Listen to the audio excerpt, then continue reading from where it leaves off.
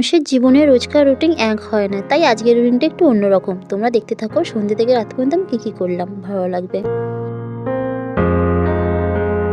Hello friend, good evening. তোমরা সবাই কেমন আছো? আশা করছি তোমরা সবাই বেশ ভালো আছো। আমরা মোটামুটি আছি। হাজব্যান্ডের পায়ের ব্যথাটা একটু একটু আছে, আমারও একটু একটু পায়ের ব্যথাটা আছে। হাজব্যান্ডের একটু বেশি আমার থেকে। কি হয়েছিল না হয়েছিল আগের ভিডিওতে আমি সবটাই বলেছি। সন্ধে দেখানো হয়ে গেছে।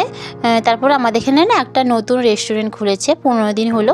তো রেস্টুরেন্টের খাবার এখনও খাওয়া হয়নি। বেসিক্যালি ওটা মোমোরই দোকান, নানা রকম ভ্যারাইটিস মোমো পাওয়া যায়, চাউমিন এগুলো পাওয়া যায়, কিন্তু মোমোর দোকান, বেসিক্যালি ওটা মোমোরই দোকান।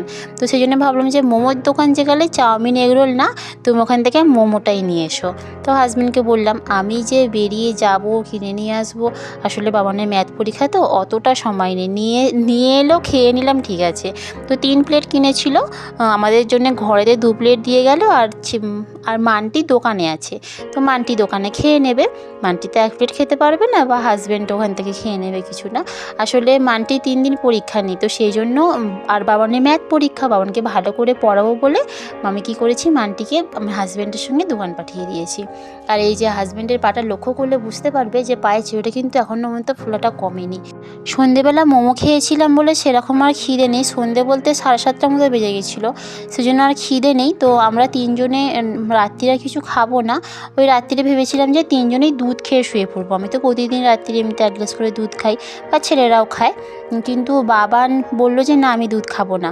কারণ আমি এখানে না ডিম ভাজছি, যে এই যে ধনেপাতা, পেঁয়াজ, লঙ্কা, পেঁয়াজ করে সমস্ত কিছুতে ডিম ভাজলে না বাবান খুব ভালোবাসে। তো জন্য বললো মা আমাকে দুধ দিও না, আমাকে তুমি একটা রুটি দিও। সেই জন্য 2টো ডিম একসাথেই ভেজে দিয়েছিলাম। হাজব্যান্ড আর বাবানকে হাফ হাফ করে দিয়ে দিয়েছিলাম, আবার সেই একটা একটা করে ভাজবো, সেই জন্য 2টো একসঙ্গে ভেজে নিয়েছিলাম। আমি কিন্তু এই ডিমের অমলেটটা অনেক রকমভাবে করি, জানো তো। শুধু যে পেঁয়াজ লঙ্কা দিয়ে ডিমের অমলেট করি তা কিন্তু না, মানে ধনেপাতা দিয়ে, পেঁয়াজ কলি দিয়ে, কোনো সময় গাজর দিই, কোনো সময় অনেক কিছু সবজি ভেজে ডিমের মধ্যে দিই। তো নানা রকমভাবে আমি ডিমের অমলেট বানিয়ে থাকি। তো সেই জন্য না বাবানের এই, মানে আমি যেভাবে বানাই এরকম ধরনের ডিমের অমলেট ওর খুব ভালো লাগে। বলে যে মা তুমি যখনই ডিম ভাজো কিছু না কিছু একটু অন্যরকম করে ডিম ভাজা করে দাও, মা বেশ ভালো লাগে। তো এখানে কিন্তু 2টো ডিম যখন একসঙ্গে ভাজা হয় না, তখন কিন্তু আমি যেইভাবে ভাজছি দেখো, এইভাবে যদি ভাজা হয়, আসলে অনেকে আছে 2টো ডিম না একসাথে উল্টাতে পারে না। এইভাবে ট্রাই করলে কিন্তু ইজিলি 2টো ডিম একসঙ্গে ভাজা যায়, বা 3টে ডিমও একসঙ্গে ভালো করে ভাজা যাবে। আমি এইভাবে ট্রাই করি, আর তোমরাও ট্রাই করতে পারো। হাজব্যান্ড কিন্তু এখনও খুঁড়িয়ে খুঁড়িয়ে হাঁটছে, পাটা এখনও ঠিক হয়নি। তো এইদিকে আমি রান্না করছিলাম, ডিম ভাজছি, খেতে দিচ্ছি ওদের দুজনকে। আসলে বাবানকে রুটি ছিঁড়ে দিতে হয়, ওদিকটা অনেকটাই সময় লাগছিল। এখানে আমার ছোট ছেলে কি করেছে, ঘরেতে এসে দেখি না যে বিছানা করছে। আসলে আমি আগেও বলেছি আগের ভিডিওতে যে আমার বড় ছেলে অনেক কিছু কাজ করে, ওকে দেখে দেখেই কিন্তু অ্যাকচুয়ালি আমার ছোটো ছেলে সব কিছু শিখছে। আমার বড় ছেলে মাঝে মাঝে এরকম বিছানা করে, বিছানা ঝেড়ে দেয়, তুলে দেয়, জল ভরে, অনেক কিছু টুকটাক কাজ করে। তো ওরও না ইচ্ছা হয় যে দাদার মতো কাজ করব। তো সেই জন্য কিন্তু ওর চেষ্টা করে। দেখো বিছানাটা কিন্তু একদম ঠিকঠাক করেই করেছে।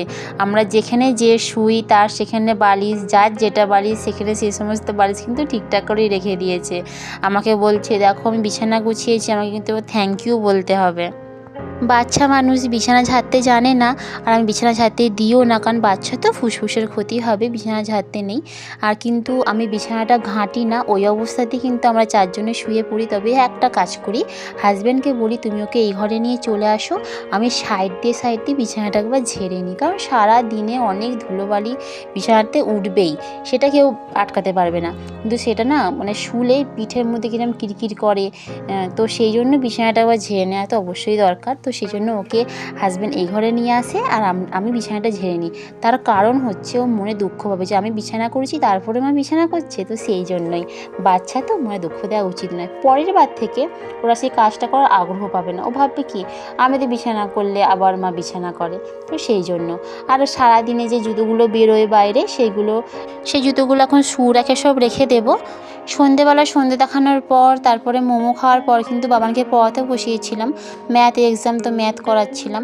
আমি কিন্তু সেগুলো কিছু ফোন নিয়ে এসে রেকর্ড করিনি, কিচ্ছু করিনি। তার কারণ হচ্ছে ওর ম্যাথ পরীক্ষা, তো ও একদম মন দিয়ে পড়ছিল। সেখানে যদি আমি ফোনটা নিয়ে এসে ক্যামেরা করি, মানে ও একটা ডিস্টার্ব হয়ে যাবে। তো আমি চাই না। অন্য সময় কিন্তু ওরা যখন পড়ছে আমি এরকম ক্যামেরা কিন্তু করি, কিন্তু পরীক্ষার সময় তো তোমরা লক্ষ্য করে দেখবে আমি ওরা পড়ছে সেসব কিছু দেখাই না। তার কারণ ওরা খুব ডিস্টার্ব ফিল করবে।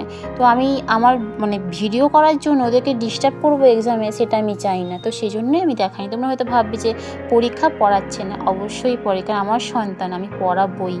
তারপরে তো বিছানা করাও হয়ে গেছে।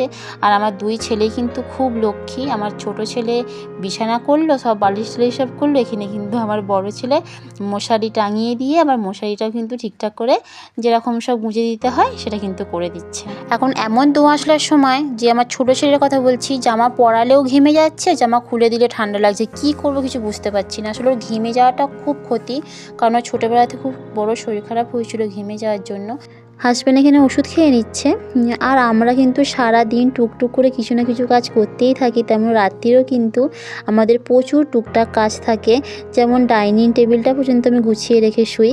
তো এই লাইট অফ করা, ছিটকিন দেওয়া, চাবি দেওয়া, এই সমস্ত কাজ হচ্ছে হাজব্যান্ডের। কিন্তু হাজব্যান্ডের পায়ে ব্যথা করছে বলে তাড়াতাড়ি শুয়ে পড়েছিল। তো বন্ধুরা, ভিডিওটা আমার এখানেই শেষ হলো। যদি ভালো লাগে প্লিজ সাবস্ক্রাইব করে দিও, লাইক করে দিও। দেখা হচ্ছে পরের ভিডিওতে।